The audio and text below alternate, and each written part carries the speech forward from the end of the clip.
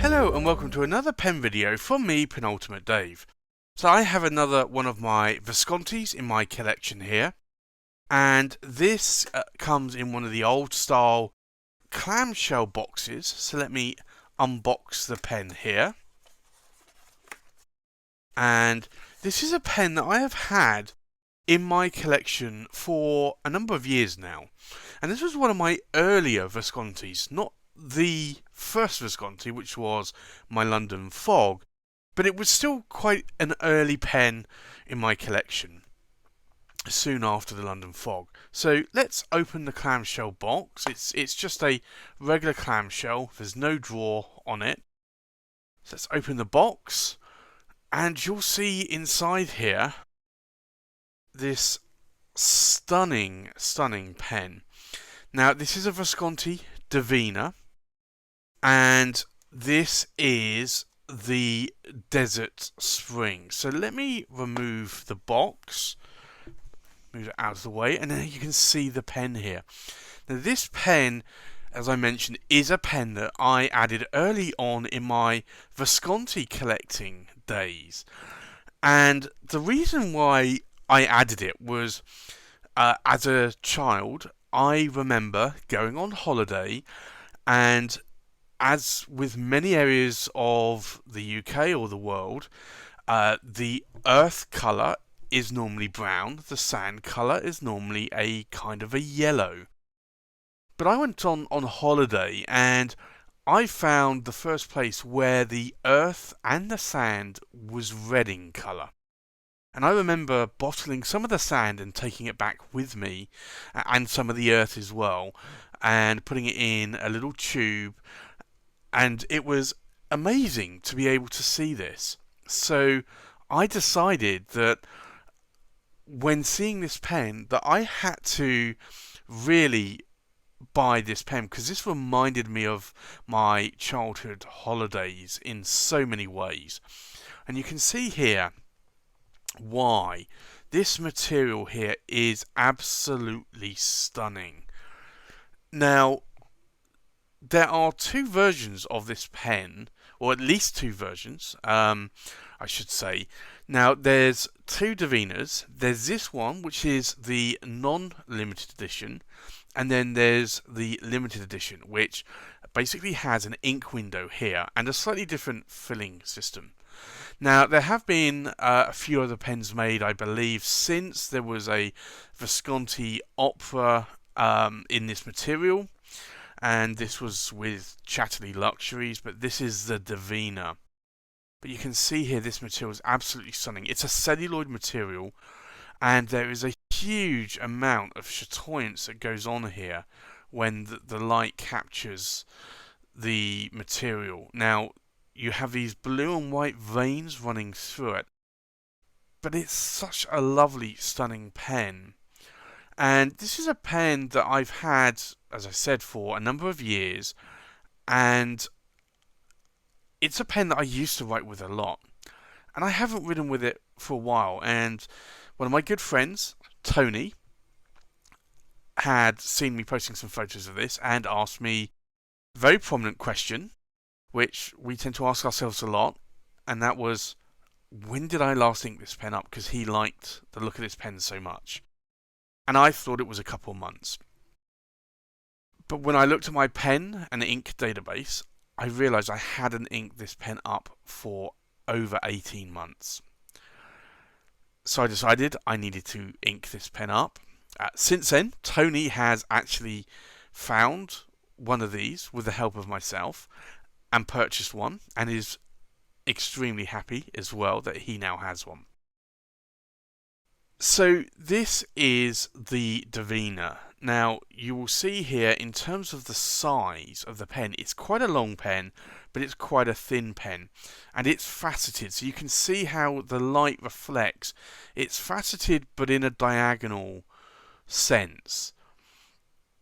Now, the pen is quite long, so if I hold the pen in my hand, you can see that that is quite a long pen. But in terms of the body and the cap, we have a finial here, which I have swapped out for initials. We have the Visconti bridge clip, which is, I always find it's functional. I know some people find that it is not. The cap starts to taper out slightly to the center and then taper back in to what is not a cap band, but a band on the body. And then the body does exactly the same thing. It starts to taper back out and get a little bit wider here. So there's a little bit more of an hourglass effect, and then tapers back in. And then you have this here.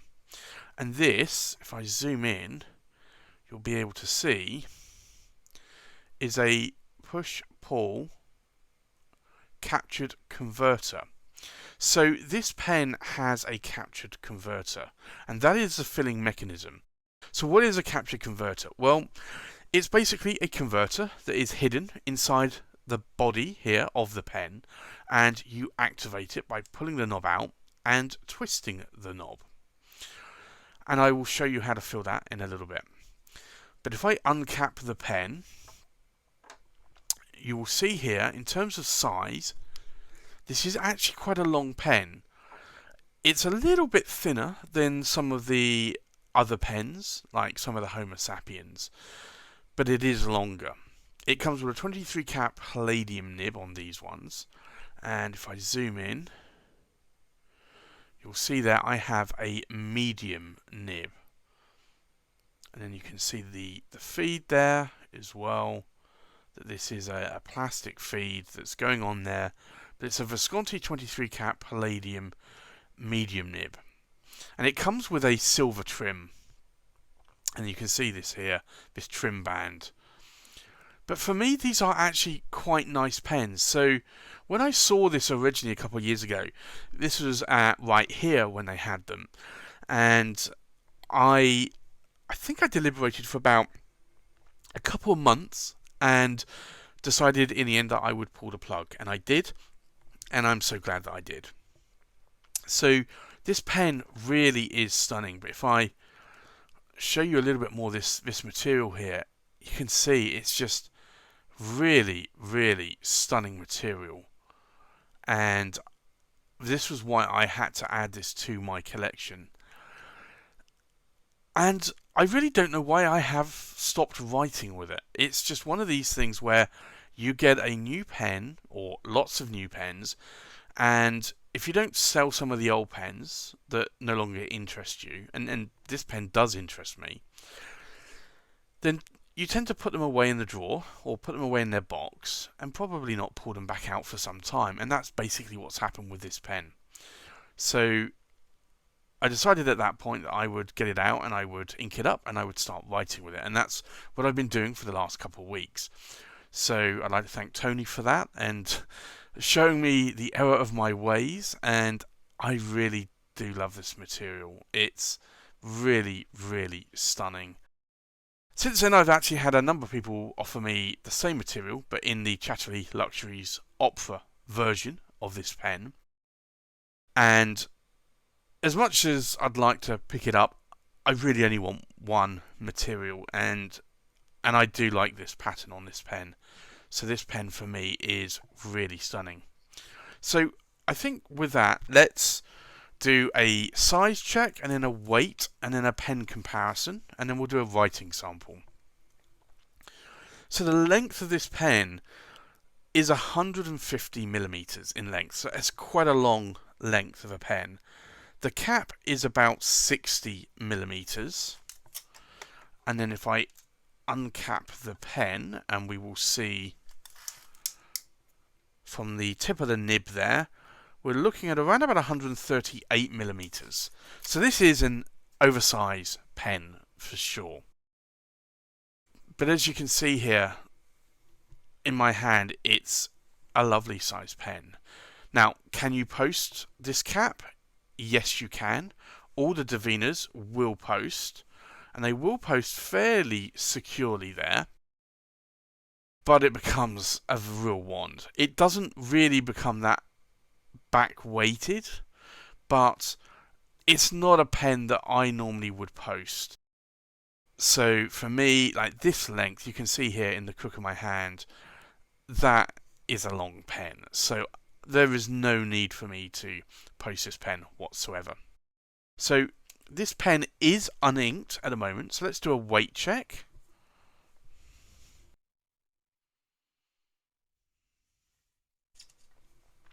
So the full weight of the pen, we are looking at just over 39.5 grams. The weight of the cap, we are looking at just over 18.5 grams. And then the weight of the pen uninked, we are looking at just over 18.5 grams. So this is a really, really beautiful pen. So you can see why I wanted to add this to my collection. Now, the one thing to mention is that most of the Divinas have these silver rods that follow the twisted pattern, faceted pattern through the body. Now, Visconti didn't do that on this model, and I'm pretty glad that they didn't. I think initially when I went to buy it, I was hoping that they did have them, but I'd seen pictures of it anyway, and I had seen one or two reviews. But for me, I'm glad that they didn't, because I think the silver rods would have distracted from that absolute stunning beauty that is in this pen, in this celluloid. So I'm glad that Visconti didn't do that. So here's a pen comparison with other pens.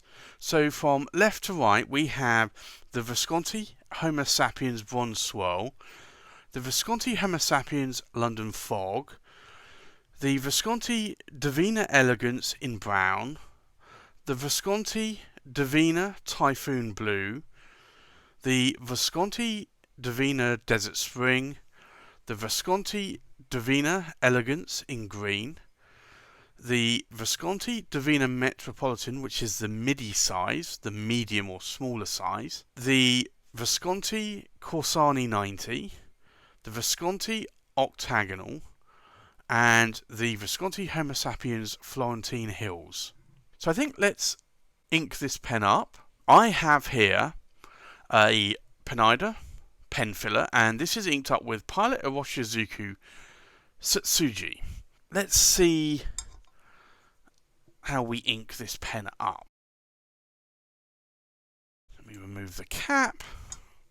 So what I'm going to do, I'm going to push it in. I'm actually going to loosen the pen filler a little bit, because the idea is that it's supposed to grip on to the section, and you turn it and you squeeze it, and here you go, that's now tight. So what you do here, if I zoom in a little bit, you pull this out and you twist it basically anti-clockwise to empty, but to fill you just twist it clockwise. So let me show you. I will empty the pen, and I don't know if you'll be able to see this, but let's see if I can. You might be able to see some drops going back into, probably not into the bottle here, but let's ink this up.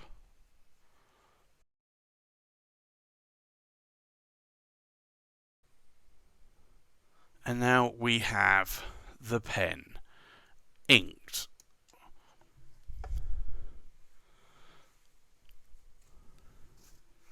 So what I need to do now is just wipe the section off a little bit, and as you can see here, the nib is quite pink. So this is an ink that I have almost exclusively used in this pen since I bought it. There have been a few other inks that I have used, but this is the primary ink that I've used in this pen. So let's do a writing sample. So this is the Visconti, and it is the Divina Desert Spring, and it's a 23 carat, and it's a palladium nib. The nib is a medium, and the ink, as you saw, is Pilot Oversize, and it's Satsuji. Now, that may not be the correct pronunciation of that, but that's how I say it. So, in terms of line variation, we have a medium nib, and this is a 23 cat palladium nib. So, I can try and press a little bit harder and get a little bit more line variation out of it. And if I do that on the downstrokes here on the figure of 8, you can see there that I'm getting a fair amount of line variation. Now, this is a palladium nib. I wouldn't push palladium nibs that hard normally, but I'm just doing this in the writing sample, so just please be aware of that. Now, in terms of ink wetness, let's see.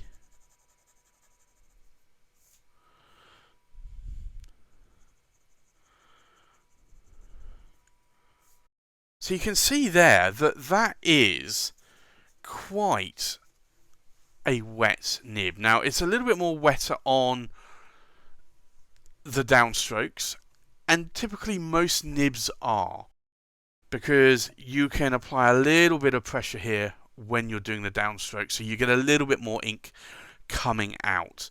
But you can see here, it's a moderately wet nib at this point, but it then gets on to being a fire hose of a nib.